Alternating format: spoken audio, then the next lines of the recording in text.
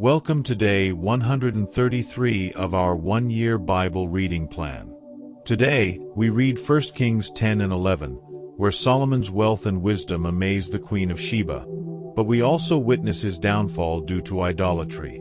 In John 6 verses 25 to 59, Jesus declares that he is the bread of life, calling us to believe in him for eternal life. Let's dive in. 1 Kings chapter 10. When the Queen of Sheba heard about the fame of Solomon and his relationship to the Lord, she came to test Solomon with hard questions. Arriving at Jerusalem with a very great caravan, with camels carrying spices, large quantities of gold, and precious stones, she came to Solomon and talked with him about all that she had on her mind. Solomon answered all her questions. Nothing was too hard for the king to explain to her. When the Queen of Sheba saw all the wisdom of Solomon and the palace he had built, the food on his table, the seating of his officials, the attending servants in their robes, his cupbearers, and the burnt offerings he made at the temple of the Lord, she was overwhelmed. She said to the king, "The report I heard in my own country about your achievements and your wisdom is true. But I did not believe these things until I came and saw with my own eyes. Indeed, not even half was told me. In wisdom and wealth you have far exceeded the report I heard. How happy your people must be! How happy your officials, who continually stand before you and hear your wisdom. Praise be to the Lord your God, who has delighted in you and placed you on the throne of Israel. Because of the Lord's eternal love for Israel, he has made you king to maintain justice and righteousness." And she gave the king 120 talents of gold, large quantities of spices, and precious stones. Never again were so many spices brought in as those the Queen of Sheba gave to King Solomon. Hiram's ships brought gold from Ophir, and from there they brought great cargoes of almug and precious stones. The king used the almug to make supports for the temple of the Lord and for the royal palace, and to make harps and lyres for the musicians. So much almug has never been imported or seen since that day. King Solomon gave the Queen of Sheba all she desired and asked for, besides what he had given her out of his royal bounty. Then she left and returned with her retinue to her own country. The weight of the gold that Solomon received yearly was 666 talents, not including the revenues from merchants and traders and from all the Arabian kings and the governors of the territories. King Solomon made 200 large shields of hammered gold. 600 shekels of gold went into each shield. He also made 300 small shields of hammered gold, with 3 minas of gold in each shield. The king put them in the palace of the forest of Lebanon. Then the king made a great throne covered with ivory and overlaid with fine gold. The throne had 6 steps, and its back had a rounded top. On both sides of the seat were armrests, with a lion standing beside each of them. 12 lions stood on the 6 steps, one at either end of each step. Nothing like it had ever been made for any other kingdom. All King Solomon's goblets were gold, and all the household articles in the palace of the forest of Lebanon were pure gold. Nothing was made of silver, because silver was considered of little value in Solomon's days. The king had a fleet of trading ships at sea along with the ships of Hiram. Once every 3 years it returned, carrying gold, silver and ivory, and apes and baboons. King Solomon was greater in riches and wisdom than all the other kings of the earth. The whole world sought audience with Solomon to hear the wisdom God had put in his heart. Year after year, everyone who came brought a gift, articles of silver and gold, robes, weapons and spices, and horses and mules. Solomon accumulated chariots and horses. He had 1,400 chariots and 12,000 horses, which he kept in the chariot cities and also with him in Jerusalem.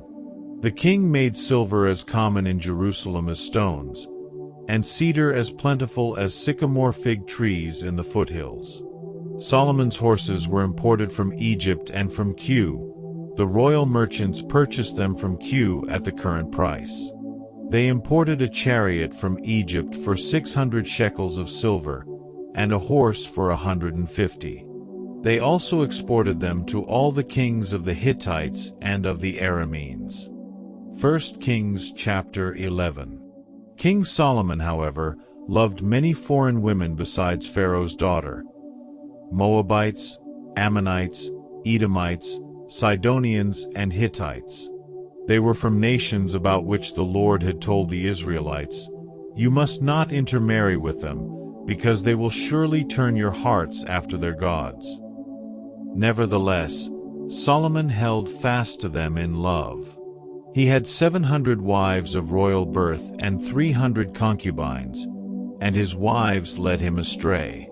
As Solomon grew old, his wives turned his heart after other gods, and his heart was not fully devoted to the Lord his God, as the heart of David his father had been. He followed Ashtoreth, the goddess of the Sidonians, and Molech, the detestable god of the Ammonites. So Solomon did evil in the eyes of the Lord. He did not follow the Lord completely, as David his father had done. On a hill east of Jerusalem, Solomon built a high place for Chemosh, the detestable god of Moab, and for Molech, the detestable god of the Ammonites.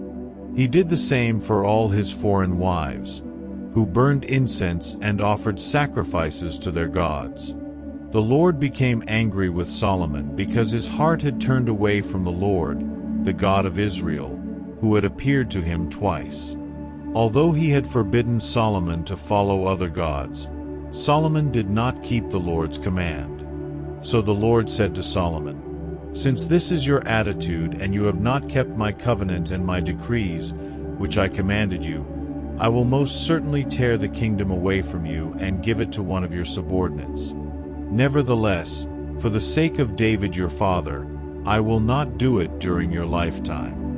I will tear it out of the hand of your son. Yet I will not tear the whole kingdom from him, but will give him one tribe for the sake of David my servant and for the sake of Jerusalem, which I have chosen." Then the Lord raised up against Solomon an adversary, Hadad the Edomite, from the royal line of Edom. Earlier, when David was fighting with Edom, Joab, the commander of the army, who had gone up to bury the dead, had struck down all the men in Edom. Joab and all the Israelites stayed there for 6 months, until they had destroyed all the men in Edom.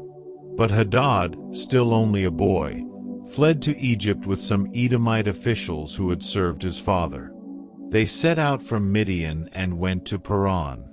Then, taking people from Paran with them, they went to Egypt, to Pharaoh king of Egypt, who gave Hadad a house and land and provided him with food.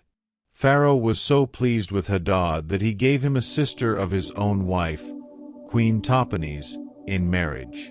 The sister of Tahpenes bore him a son named Genubath, whom Tahpenes brought up in the royal palace. There Genubath lived with Pharaoh's own children.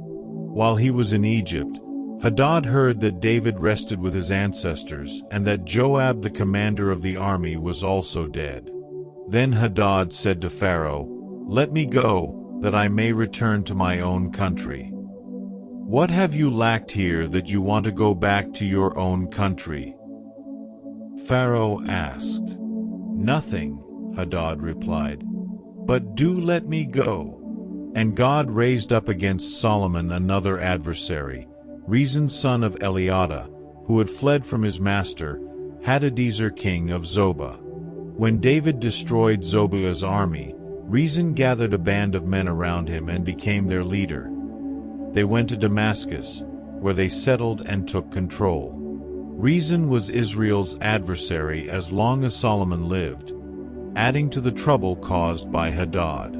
So Rezin ruled in Aram and was hostile toward Israel. Also, Jeroboam son of Nebat rebelled against the king. He was one of Solomon's officials, an Ephraimite from Zerida, and his mother was a widow named Zeruiah.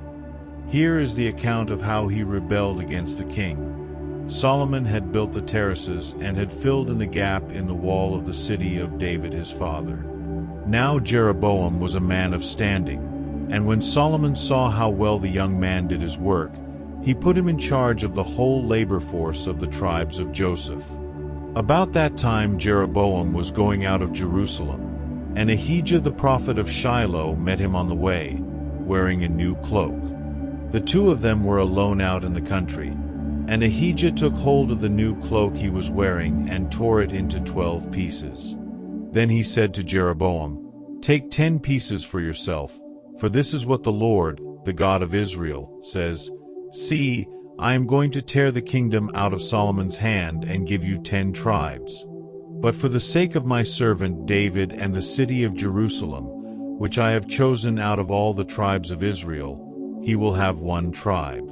I will do this because they have forsaken me and worshipped Ashtoreth the goddess of the Sidonians, Chemosh the god of the Moabites, and Molech the god of the Ammonites, and have not walked in obedience to me, nor done what is right in my eyes, nor kept my decrees and laws as David, Solomon's father, did. But I will not take the whole kingdom out of Solomon's hand. I have made him ruler all the days of his life for the sake of David my servant, whom I chose and who obeyed my commands and decrees. I will take the kingdom from his son's hands and give you 10 tribes. I will give 1 tribe to his son, so that David my servant may always have a lamp before me in Jerusalem, the city where I chose to put my name. However, as for you, I will take you, and you will rule over all that your heart desires. You will be king over Israel. If you do whatever I command you and walk in obedience to me and do what is right in my eyes by obeying my decrees and commands, as David my servant did, I will be with you. I will build you a dynasty as enduring as the one I built for David and will give Israel to you. I will humble David's descendants because of this, but not forever." Solomon tried to kill Jeroboam, but Jeroboam fled to Egypt, to Shishak the king, and stayed there until Solomon's death. As for the other events of Solomon's reign, all he did and the wisdom he displayed, are they not written in the book of the annals of Solomon? Solomon reigned in Jerusalem over all Israel 40 years. Then he rested with his ancestors and was buried in the city of David his father. And Rehoboam his son succeeded him as king. John chapter 6, 25-59. When they found him on the other side of the lake, they asked him, "Rabbi, when did you get here?" Jesus answered, "Very truly I tell you, you are looking for me, not because you saw the signs I performed, but because you ate the loaves and had your fill. Do not work for food that spoils, but for food that endures to eternal life, which the Son of Man will give you. For on him God the Father has placed his seal of approval." Then they asked him, "What must we do to do the works God requires?" Jesus answered, "The work of God is this, to believe in the one he has sent." So they asked him, "What sign then will you give that we may see it and believe you? What will you do? Our ancestors ate the manna in the wilderness. As it is written, He gave them bread from heaven to eat." Jesus said to them, "Very truly I tell you, it is not Moses who has given you the bread from heaven, but it is my Father who gives you the true bread from heaven. For the bread of God is the bread that comes down from heaven and gives life to the world." "Sir," they said, "always give us this bread." Then Jesus declared, "I am the bread of life. Whoever comes to me will never go hungry, and whoever believes in me will never be thirsty. But as I told you, you have seen me and still you do not believe.